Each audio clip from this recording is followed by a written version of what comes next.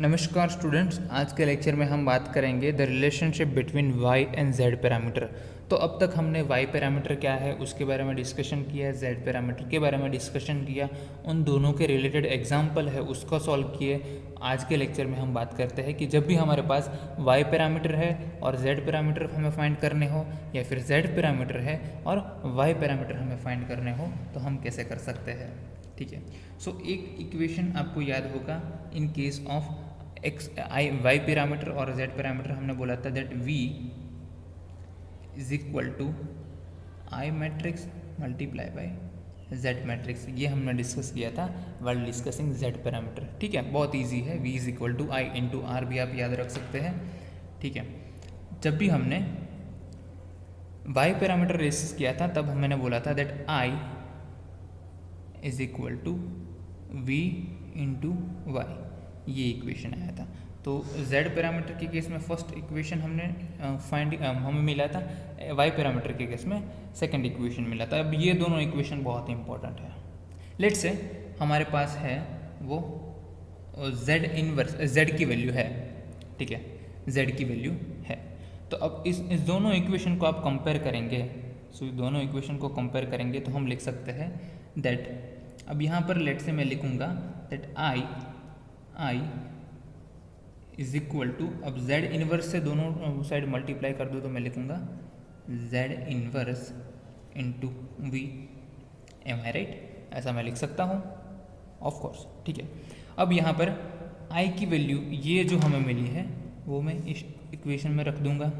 ठीक है, तो ये वैल्यू है हमारी z inverse into V is equal to v into Y. ठीक है, तो ऐसी कुछ वैल्यू मिल रही है।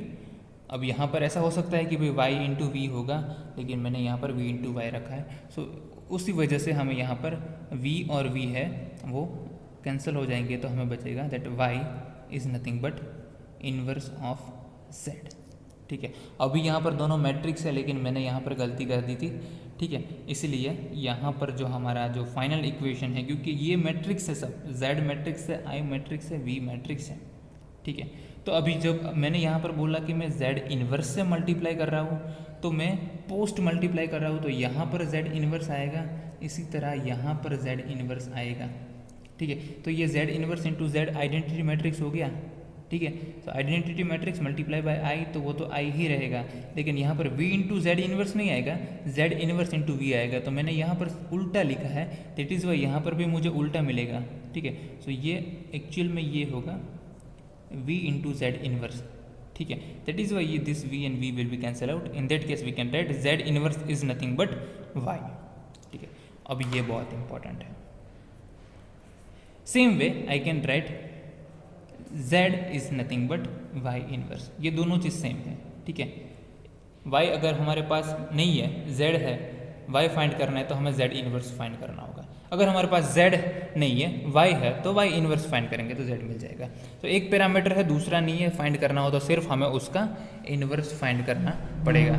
लेट से हमारे पास जो y पैरामीटर है उसकी वैल्यूज़ है y11, y12, y21, y22। Okay, तो हमारे पास y मैट्रिक्स ये है। ठीक है, अब हमें फाइंड करना, इसकी वैल्यू हमें नोन है। ठीक है, z मैट्रिक्स फाइंड करना है। तो z मैट्रिक्स यानी कि ये इक्वेशन यूज़ करेंगे, इक्वेशन नंबर 2, जिसमें हमें बोला है z is nothing but inverse of y। तो इसका इनवर्स फाइंड करना है इस मैट्रिक्स का। अब इनवर्स हमें पता है क्या होगा, adjoint of y divided by mod of y। Matrix find करना है, इनवर्स ये कैसे करें हम, adjoint of that matrix divided by the modulus और the determinant of that matrix. ठीक है, लेकिन यहाँ पर सिंपल मैट्रिक्स है, 2x2 मैट्रिक्स है, 2x2 का हमें इजीली पता है कि भाई क्या होता है। ठीक है, इनवर्स 3x3 होता तो उस केस में हम एडजॉइंट ऑफ y फाइंड करते, डिवाइडेड बाई y करते, तो वो अलग केस होता। यहाँ पर हम y इनवर्स की वैल्यू इजीली हमें पता है, कैसा होगा, that is 1 divided by mode y, that is determinant of y, और एडजॉइंट ऑफ y की वैल्यू क्या मिलेगी, यहाँ पर आएगा y22 minus y12 minus y21 y11। ठीक है, अब यहाँ पर डिटर्मिनेंट तो इजीली हम फाइंड कर सकते हैं, इससे डिवाइड कर देंगे, ये एडजॉइंट ऑफ y हमें मिल गया। ठीक है, तो ये इन्वर्स हमें पता है। क्या करते हैं हम इन्वर्स फाइंड करने के लिए, अगर हमारे पास 2x2 मैट्रिक्स है, इसका डिटर्मिनेंट है वो डिनोमिनेटर पे आएगा, वो तो सही है। y21 और y1 को रिप्लेस कर देंगे सिंपली एक दूसरे से, और इन दोनों को क्या करेंगे -1 से मल्टीप्लाई करेंगे। तो यहाँ पर -1 से मल्टीप्लाई कर लिया, उन दोनों को रिवर्स कर दिया, तो ये हमें इसका इन्वर्स मिलेगा। ठीक है, ये शॉर्टकट मेथड हम यूज़ करते हैं सिर्फ 2x2 मैट्रिक्स के लिए, 3x3 के लिए नहीं कर सकते। इसके लिए हमें यही जो हमारी ओरिजिनल मेथड है उसको फॉलो करना पड़ेगा। ठीक है, तो ये हमें y इन्वर्स मिल गया। उसका मतलब क्या हुआ, z यानी कि z क्या होगा, हमारा होगा z11, z12, z21, z22 is equal to y inverse 1 upon modulus of y, determinant of y, y22 minus y12 minus y21 y11। ठीक है, सो मुझे z11 लिखना हो तो z11 क्या मिलेगा, अब ये है वो एलिमेंट वाइज डिवीजन हमें करना होगा। सो z11 की वैल्यू क्या मिलेगी, y22 divided by determinant of y। Same way z12 की वैल्यू क्या मिलेगी, z12 यानी कि हमारा आएगा y12 divided by determinant of y। z21 की वैल्यू क्या मिलेगी, minus y21 divided by determinant of y, और हमारा z22 क्या मिलेगा, y11 divided by determinant of y। ठीक है, तो अगर हमारे पास y पैरामीटर है तो इजीली हम डिटर्मिनेंट ऑफ y कैलकुलेट कर सकते हैं। y11, 12, 21, 22 की वैल्यू रख देंगे तो आपको z11, 12, 21 और 22 की वैल्यू मिल जाएगी। तो ऐसे हम फाइंड कर सकते हैं अगर एक पैरामीटर है और दूसरा हमें फाइंड करने के लिए बोला है। तो ये हमने सेकंड इक्वेशन की मदद से किया कि भाई हमारे पास y पैरामीटर था और z फाइंड कर रहे थे। लेट से हमारे पास z है पहले से और हमें y फाइंड करना है, so that is nothing but, अब यहाँ पर ये उल्टा हो जाएगा ना, z इन्वर्स, पहले इन्वर्स फाइंड करेंगे क्योंकि z की वैल्यू हमारे पास ऑलरेडी है, y की वैल्यू फाइंड करनी है। ठीक है, तो अभी पता है हमें z इन्वर्स क्या रहेगा, z इन्वर्स की वैल्यू रहेगी 1 अपॉन डिटर्मिनेंट ऑफ z, ऐसे ही करेंगे। और ये मैट्रिक्स में क्या रहेगा, इन दोनों जो हमारे हैं उसको हमें चेंज करना पड़ेगा। तो यहाँ पर आएगा z22, यहाँ पर आएगा z11 और ये एलिमेंट को हम माइनस से मल्टीप्लाई कर देंगे। तो ये हो गया हमारा z इन्वर्स। एक बार z इन्वर्स मिल गया तो फिर y पैरामीटर हमारा मैट्रिक्स क्या बनेगा, y11, 12, y21, y22। ठीक है, यहाँ पर वैल्यू पुट करेंगे y की इस इक्वेशन में, z इन्वर्स की इस इक्वेशन में, तो हमें मिलेगा y11 is equal to z22 divided by mod z और determinant of z, y12 is equal to minus z12, यहाँ पर माइनस z12 है, y12 is equal to divided by determinant of z तो कॉमन ही रहेगा।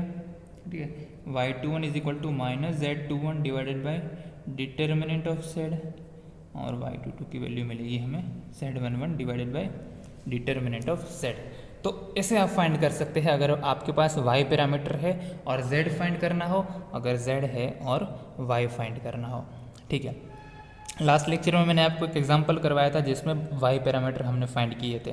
ठीक है, सो उस एग्जांपल को आप दूसरी तरीके से भी आप फाइंड कर सकते हो कि सबसे पहले आप उसके z पैरामीटर निकाले, बाद में z पैरामीटर अगर मिल गए, बाद में उसके y पैरामीटर आप इस इक्वेशंस की मदद से निकाल ले।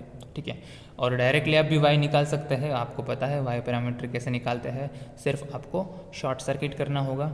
उस केस में z पैरामीटर के केस में हम ओपन सर्किट कर रहे थे, 1 टर्मिनल एट ए टाइम। तो कोई भी चीज़ आपको जो कंफर्टेबल लगे वो पहले फाइंड कर लीजिए, और ट्रांसफॉर्मेशन करना है तो वो मेथड भी आप यूज़ कर सकते हैं। डायरेक्टली आप y और z पैरामीटर फाइंड कर सकते हैं, वो भी बेटर है। ठीक है, so this is relationship between y and z parameter. हम जैसे आगे बढ़ेंगे दूसरे हाइब्रिड पैरामीटर के बारे में भी नेक्स्ट लेक्चर में बात करेंगे, g पैरामीटर डिस्कस करेंगे, तो उसका जो को रिलेशन है with respect to y, z, h, g parameter हम ऑलवेज करते रहेंगे। ठीक है, so this is all about today's lecture. इसके जो एग्जाम्पल है, अभी जो मैंने अभी आपको बोला कि भाई लास्ट लेक्चर में हमने जो पहला एग्जाम्पल था, लास्ट एग्जाम्पल, वो उसको हमने डायरेक्टली y पैरामीटर फाइंड किया था। ठीक है। तो आपको टास्क में मैं दे रहा हूँ कि भाई वो वाला जो एग्जांपल था उसको आप सबसे पहले उसके z पैरामीटर फाइंड कीजिए, बाद में इस इक्वेशंस की मदद से उसके y पैरामीटर फाइंड कीजिए। ठीक है। So yes, this is all about to this lecture. Thank you so much, see you guys next time.